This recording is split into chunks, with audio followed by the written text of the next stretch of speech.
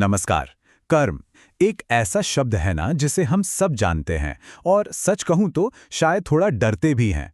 ये जो सोच है कि हमारे कर्मों का फल हमें ही भुगतना पड़ता है, कभी-कभी बहुत भारी लग सकती है।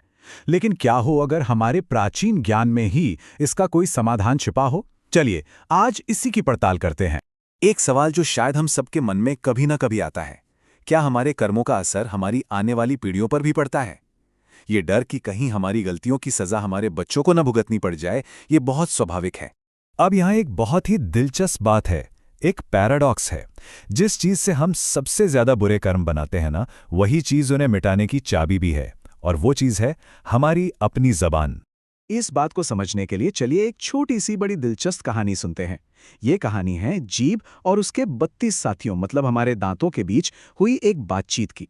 इस कहानी में दांत जो हैं वो जीभ से कहते हैं, देखो शब्द तो तुम्हारे हैं पर उनका नतीजा वो हमें भुगतना पड़ता है, बस मेहरबानी करके कुछ भी लापरवाही से मत बोलो। सोचिए ये कितनी गहरी बात है कि जबान से निकले गलत शब्द कैसे पूरे शरीर के लिए मुसीबत बन जाते हैं। तो यहाँ से एक बात तो साफ हो जाती है कि अगर हमारी जबान में कर्म बनाने की इतनी बड़ी ताकत है, तो यकीनन उसी में पवित्र ध्वनियों के जरिए उन कर्मों को मिटाने की भी ताकत होगी। बिल्कुल होगी। तो चलिए अब आते हैं समाधान के पहले हिस्से पर, राम नाम। इसे सिर्फ एक नाम नहीं बल्कि एक सीक्रेट टेक्नोलॉजी की तरह माना जाता है। यहां तक कहा जाता है कि ये नाम स्वयं भगवान राम से भी ज्यादा शक्तिशाली है। ये बना कैसे है ये जानना भी बड़ा इंटरेस्टिंग है। देखिए, वैष्णव मंत्र ओम नमो नारायणाय से उसका कोर साउंड रा लिया गया और शैव मंत्र ओम नमो शिवाय से उसका सार म लिया गया, और जब रा और म मिले तो बना राम, एक ऐसा नाम जो दो सबसे बड़ी परंपराओं को एक साथ जोड़ता है। राम शब्द को अग्नि तत्व का प्रतीक माना जाता है, और इसका मतलब ये हुआ कि जब इसका जाप किया जाता है तो हमारे मन, वचन और कर्म तीनों से बने जो बुरे कर्म हैं वो इस आग में जलकर राख हो जाते हैं। तो ये तो हुई राम नाम की बात। अब आते हैं समाधान के दूसरे उतने ही जरूरी हिस्से पर, और वो है कृष्ण तत्व। ये सिर्फ जपने के लिए एक नाम नहीं है, बल्कि ये सही कर्म कैसे करें उसकी एक पूरी गाइडेंस है। अक्सर कृष्ण तत्व को लेकर ना एक गलतफहमी हो जाती है, लेकिन अगर इसके कोर में झांकें तो ये एक माँ जैसा प्रोटेक्टिव, वात्सल्य से भरा हुआ प्रेम है। और ये जानकर शायद हैरानी होगी कि कृष्ण और देवी काली में कितनी समानताएं हैं। जरा देखिए, दोनों का रंग शाम है, दोनों का जन्म आधी रात को हुआ, और दोनों के स्वभाव का जो मूल तत्व है वो मातृत्व ही है। तो अब हम उस जगह पहुंच रहे हैं जहां ये दोनों चीजें, ध्वनि और कर्म का दर्शन, एक हो जाते हैं।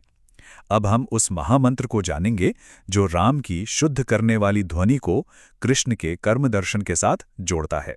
और वो महामंत्र है हरे राम राम राम हरे हरे, हरे कृष्ण कृष्ण कृष्ण हरे हरे। यह ध्वनि और दर्शन का सबसे शक्तिशाली संगम है। इस मंत्र की 3 महान शक्तियां मानी जाती हैं। पहली है सकल पाप हारिणी, यानी ये सभी पापों को हर लेता है। दूसरी सर्व कर्म विमोचनी, यानी ये कर्मों के हर बंधन से आजाद करता है। और तीसरी सकल कार्य सिद्धकारी, मतलब ये सभी कामों में सफलता दिलाता है। और पता है, ये कोई नई या रहस्यमयी चीज नहीं है। पहले के जमाने में तो ये बहुत आम था। अगर पुरानी तस्वीरों को देखें तो गांव के घरों में ये मंत्र अक्सर फ्रेम किया हुआ टंगा मिलता था, जो उस जगह को पॉजिटिव एनर्जी से भर देता था। तो हम आज के दौर में इससे क्या सीख सकते हैं? देखिए, एक बहुत ही सिंपल सी प्रैक्टिस है। इस महामंत्र को फ्रेम करवाकर घर की किसी ऐसी जगह पर लगाएं जहां सबकी नजर पड़े, जैसे हॉल में। इससे क्या होगा, आते जाते जब भी नजर पड़ेगी तो अनजाने में ही मन इसका पाठ कर लेगा और पूरे घर की एनर्जी प्योरीफाई होगी। और आखिर में एक सवाल, एक सोचने वाली बात रह जाती है, क्या वाकई में सिर्फ एक नाम जपने जैसा आसान सा काम किसी की किस्मत को बदलने की ताकत रख सकता है? इसका जवाब शायद हमें अनुभव करने पर ही मिलेगा।